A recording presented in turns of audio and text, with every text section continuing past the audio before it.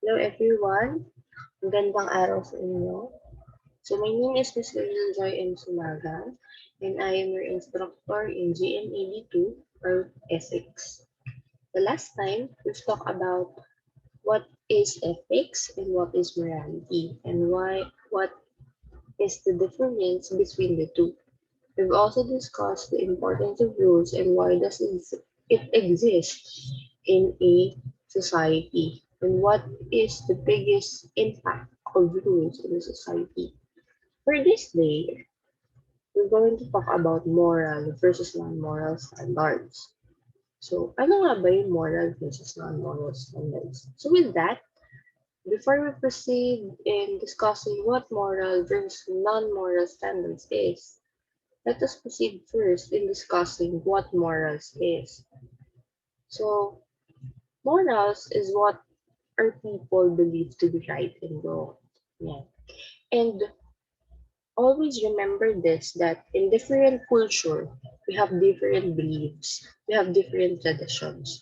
So that is why also have different morals. So we have the different things and what we believe to be right and wrong. And we have the different concept. So, morals are the principles that guide individual conduct within a society, which means, um, which means it helps us to to become a good person. Kasi nga, it serves us what would be the right thing to do and what would be the wrong thing to do in the society. And it gives us the idea what are the acceptable and unacceptable behavior in a certain situation and in in a society. And, and after morals, we're going to talk about what standard is. So standards is an idea or the thing used as a measure, norm, or model in a comparative evaluation. So this definition is from Oxford Dictionary. So for example, of a standard is your grades. And what would be the standard? Or ano ba yung magiging criteria? What would be the standard para masabi na ikaw ay pasado sa subject ko? For example, it is now the end of the semester. So what would be your cue para masabi mo na ikaw ay ikaw ay pasado sa aking exam or sa aking subject? And what should be your grade?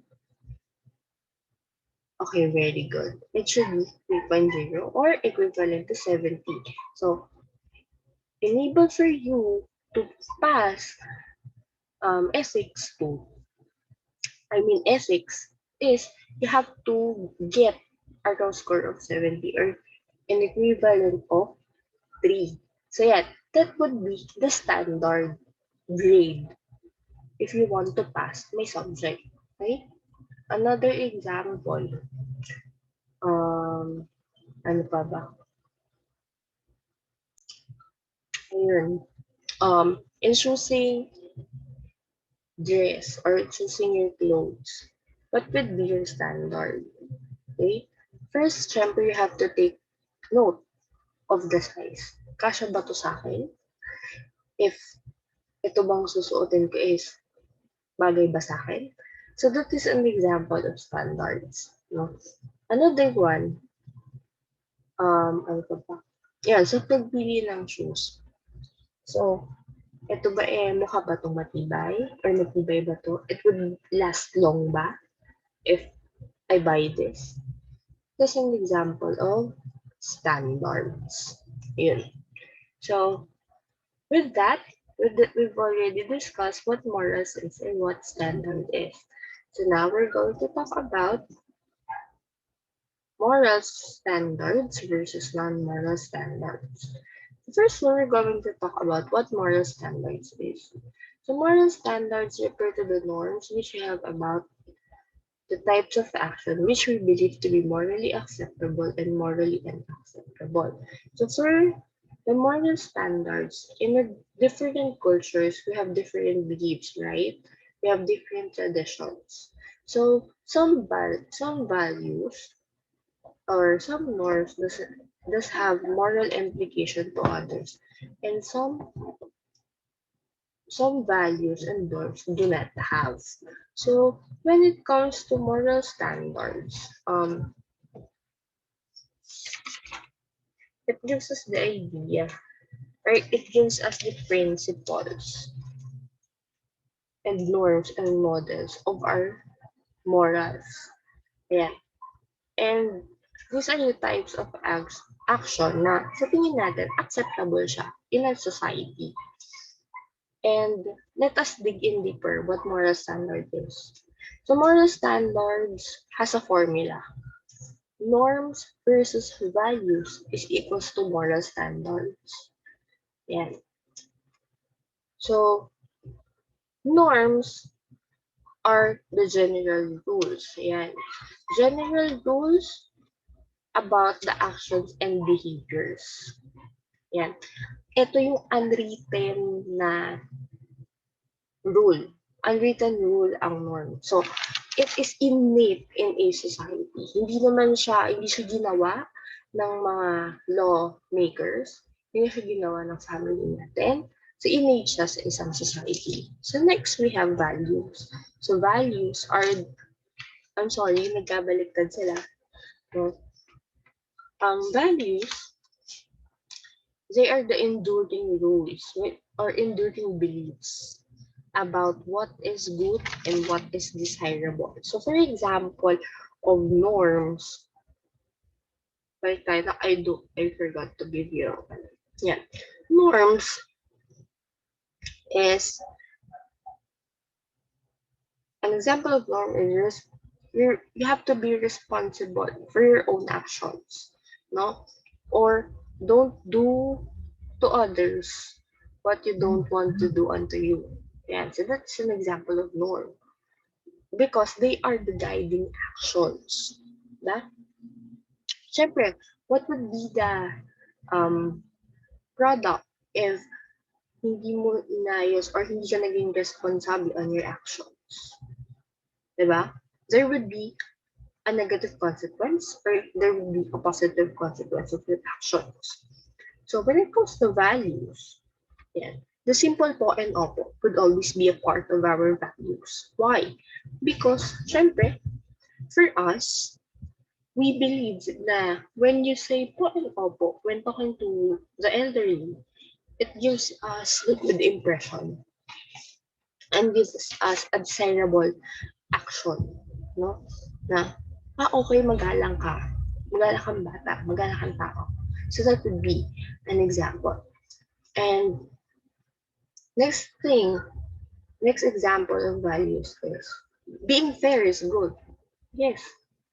Diba? Being fair is good. Kasi walang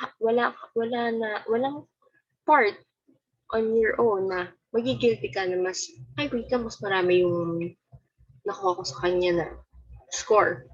Or, ay, hindi, mas marami yung pagkain ko sa kanya. So, that will be. Next one is honesty. Yan. Honesty is part of our values. Siyempre, being honest is good. Diba? Or, I mean, being honest with the person is good. Lalo na kung yung intention mo is tama din or good din naman siya. So, that we're an example of values and norms. Next one, to dig in deeper on moral standards, always remember that moral standards are force others to act accordingly, or moral standards forces people to act accordingly. So in certain situations, ba, nagbibigay ito ng desirable and nagbibigay ito ng idea kung ano ba yung dapat natin gawing tama. No? And on the other hand, it gives us the idea, ano ba yung magiging impact nito sa akin? Ano ba yung magiging impact nito dun sa tao na yun? Yeah. Next one, it normally promote the good. Yan. Syempre, once na nakakatulong tayo, it promotes good things to us. It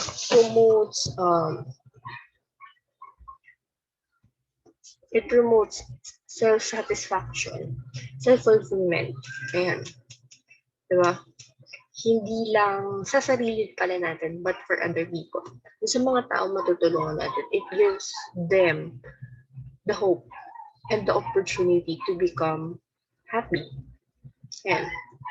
So, what humans have to do in terms of right and their obligations. So, moral standards is one of the things that we have to do.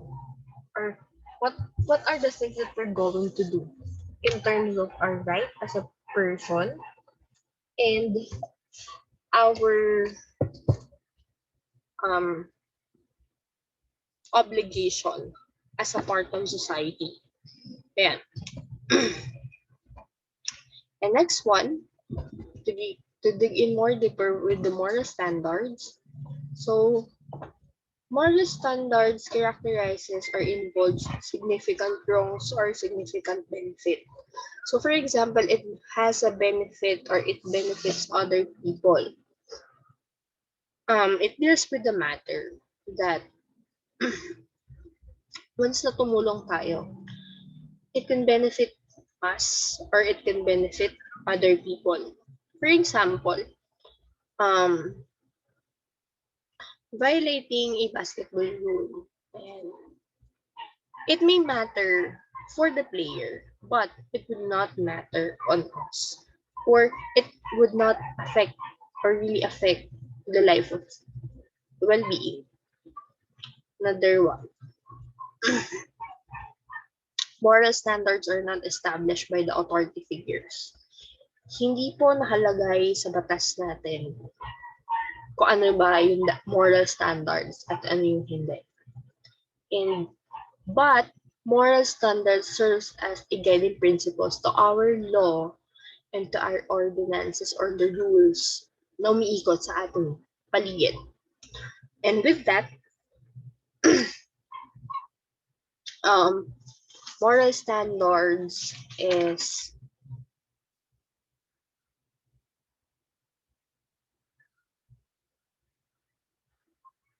one part that helps the lawmakers or yung mga gumagawa ng ating or nag-e-establish ng law, no? What would be the values that they should consider? What part of the norms that they should consider in making this type of law, diba? And since sabi nga natin, moral principles or moral standards is a principle. So it means that it is a guiding factor when it comes to the lawmaking and other things. So remember that it is not established by the authority figures. And it is innate in our society.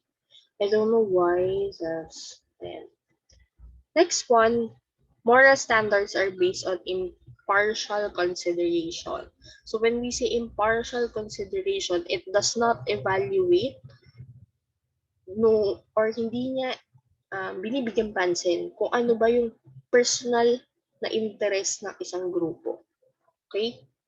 At para sa moral standards, lahat ng opinion, lahat ng bagay, pantay-pantay. Okay? Moral standards gives us just a fairness. Okay? Because of moral standards, there is a fairness to everybody, regardless of what you believe, regardless of what norm you have. For in moral standards, pantay-pantay yun. Next one, moral standards are associated with special emotions and vocabulary. So with that, no, it helps us to be more responsible with our what do you call this? With our decisions in life. And because moral standards are were our action guiding principles. So, yan. For example lang ha, um, do not kill, di ba? So do not kill because of moral standards, or not, you will not kill innocent people, di ba? And there, and every person does not have any right to kill people.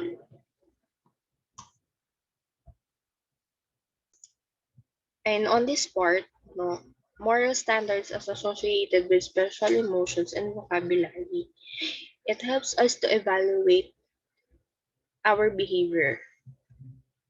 It helps us to assign what would be, or if we took an action, it helps us to have a guilt pag negative. It helps us to have happiness pag positive siya. So yeah, and it gives us the proud feelings when it comes to our decisions. Lalo na kung nagbunga siya ng maganda. So that is moral standards. So with that, we're going to discuss what non-moral standards is. Non-moral standards refer to the rules that are unrelated to moral or ethical considerations. So, ayan lang.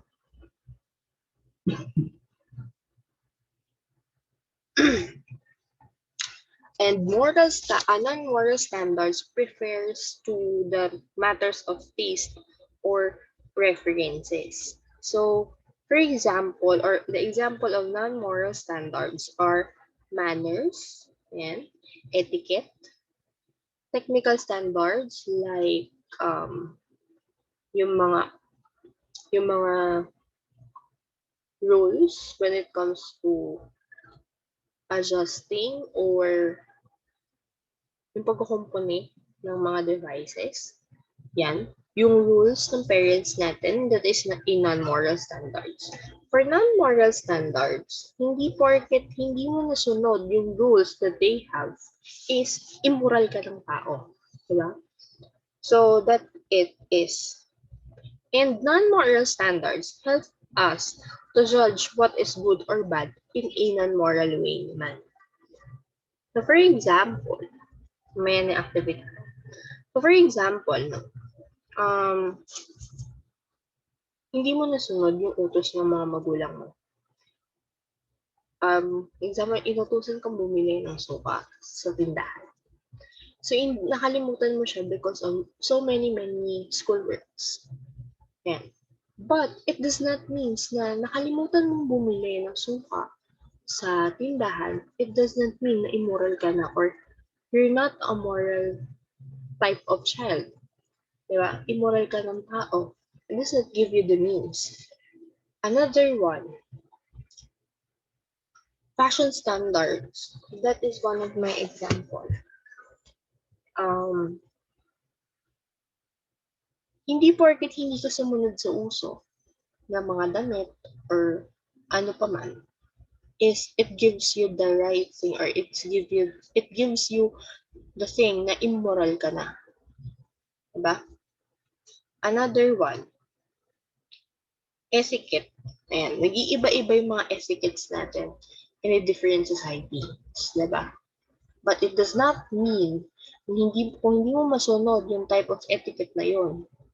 Example is table etiquette is immoral ka na. Diba? Non-moral standards doesn't give us the feel of guilt. And lalo na kung hindi natin masusunod yun. Yan. So, with that, diba? Let's have the summary. So, I will just post this activity time. So, moral standards, always remember that it involves the rules people have about the kinds of their action they believe are morally right and wrong, as well as the values they place on the kinds of objects they believe are morally good and morally bad. And when it comes to non-moral standards, these are the rules that are unrelated to moral or ethical considerations. So with that, to furthermore know if you if you know or if you've already had an idea. So let's have an activity. So this would be an exercise lamang po for you to further understand what it is. So magpo-post ako ng activity in our Google Classroom, and with that I have an explanation about it. Okay? So be ready, and thank you for listening, everyone. Good day.